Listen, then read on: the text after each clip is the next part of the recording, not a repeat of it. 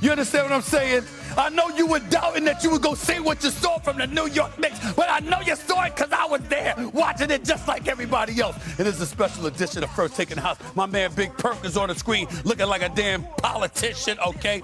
And look, your brother rode in the house to bring to the house. Yes, sir. Native New Yorker himself. What's going on, baby? My man Cameron in the house, baby? y'all. How you First doing? time on First Yes, Take. sir. He says he's ready. You ready? Absolutely. Are you sure? I'm Are you absolutely. positive? I'm absolutely. Because you know Perk ain't gonna have no spitting on you, right? You know that, right? Listen, Perk, my man, but I got some things to talk to both of y'all about. Yeah, I absolutely do. Damn. Yeah. Maybe he has been on First Take before. Yeah. Let's do it. Let's roll. Let's do it. These two teams so familiar with each other. Game one. This half-court offense so efficient for the Knicks. Jalen Brunson ends the first half with a bang. 27 points through two. New York continuing with the momentum. It is a tough team to slow down right now. It's all about the Knicks winning. That's all it's about. The New York Knicks take a 1-0 lead.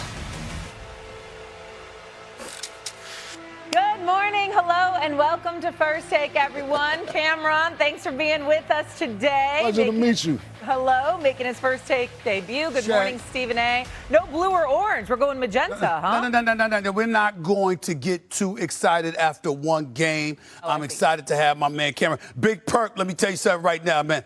I promised this brother I was going to bring him on from last year. I'm about a damn year late. I'm about a damn year late to the party. But from the is what it is, Pac, I mean, this brother's doing some big things. You know, a New York native, you know, this is about orange and blue skies. At least it better be, damn it. He better not go against us. But I'm happy to have him on the show, Big Perk. I know he's your boy. Yeah, Cam is my boy, and I'm going to say this. I mean, he did come, you know, he did come on here making a fashion statement today. I got to give him his props on his suit game today. Thank I you got to very give much, you Perk. props on your suit game today. Thank you very much, Yeah, I Perk. like it. Yeah. I like Damn, it. I thought you would talk about me. I thought you would talk about me. Everyone is tired from the Met Gala last night. All right, let's get to the Knicks. Here we go, guys. The Knicks needed to take advantage of the extra rest, considering they were the only Eastern Conference team not to go 7 games. They did just that, absolutely destroying the 76ers by 39 points. It was never really close. New York had a 20-plus advantage at halftime, never looked back. Jalen Brunson had 35 points, 27 in the first half alone. Here was Brunson after the win.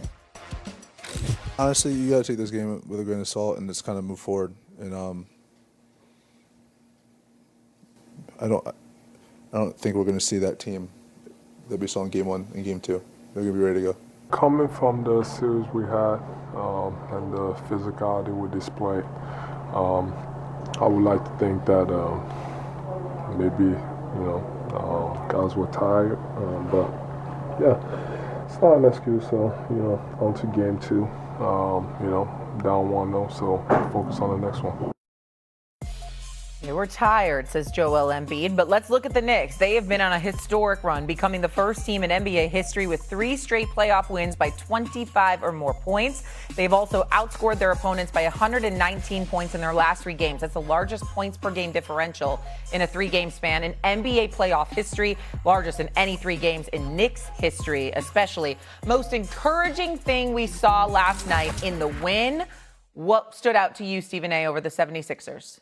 Well, I mean, what stood out to me was the blowout victory, the fact that the New York Knicks sent the message and the Philadelphia 76ers know that they're going to have to handle their business. I'm not getting caught up in what happened yesterday. I know it's just one game. It's a long series. I saw Joel Embiid average damn near 35 on one leg a couple of years ago. I know who Tyrese Maxey is. He'll never play this bad again. VJ Edgecombe and Paul George and those boys are threats. They can score. They were absolutely positively exhausted. I'm not going to get caught up in one game. But the point is, when a team is tired, when they're ailing for whatever reason, you are supposed to put your foot on their neck and handle your business when you are a title contender. That is the message that the New York Knicks sent last night. I'm good with it. Go ahead, Ken. Look, everything you just said is correct. I think that the Knicks bench is what look, everybody on the Knicks bench scored. You had 9 players on the Knicks bench scored. You got a great bench. Deuce McBride.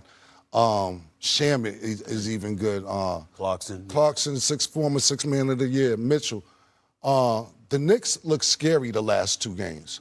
And with all that being said, I still don't trust the Knicks. What? I don't trust the Knicks. What do you mean you don't trust I'll deal with you in a minute. Let me talk to Big Perk.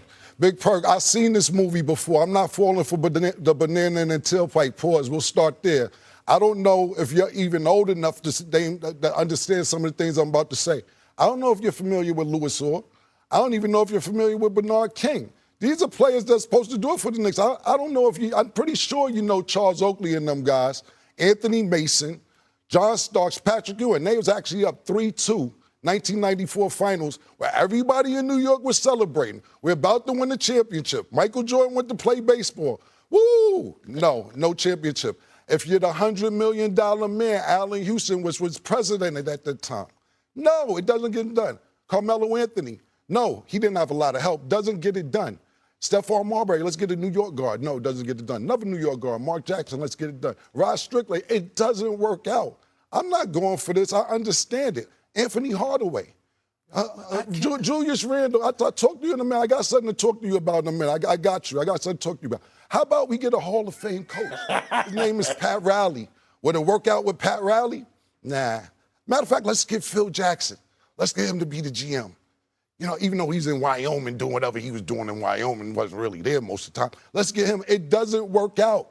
I'm not falling for this. I'm not going for it. And then, you know what happens last year, Perk? Last year, the Knicks get to the Eastern Conference Finals. You know what they start doing? Naming streets after players. Carl Anthony Town Square, Jalen Brunson Avenue, Mitchell Robinson Bridge. What are we doing? It's the Eastern Conference Finals. It's the Perkins. No. When y'all got the Eastern Conference Finals, y'all started naming streets after people. I'll deal with you in a minute. I'm not dealing with you for the last 3 minutes. I got something personal to say to you. I got to talk to Perk. I'm going to wrap it up real quick with this, Perk. Last thing I'll say is this. I'm not going for it. And you. What I got to say to you is this. It was just a week ago. You was ready to fire everybody, Mike Brown. You said you called out World Wide West. I think you said you wanted everybody on the Knicks going. And then not just that, I'll leave this last before I get Big Perk. I remember about 2-3 years ago, you said you're not going to get emotionally involved anymore. You said you're not going to do it. I lied. No, you said your blood pressure wasn't going to go up. Right. You said you was not going to do this anymore. And I'm saving this for Dan Orlovsky and Swagoo. He said that the New York Knicks was a worse organization than the Dallas Cowboys on this show. I remember him saying that. I did say that. They were at the time. Yeah, well, they were at the time. So it was before Leon Rose got there, though. That wasn't after. You said it. I did. They didn't win since then, Stephen A.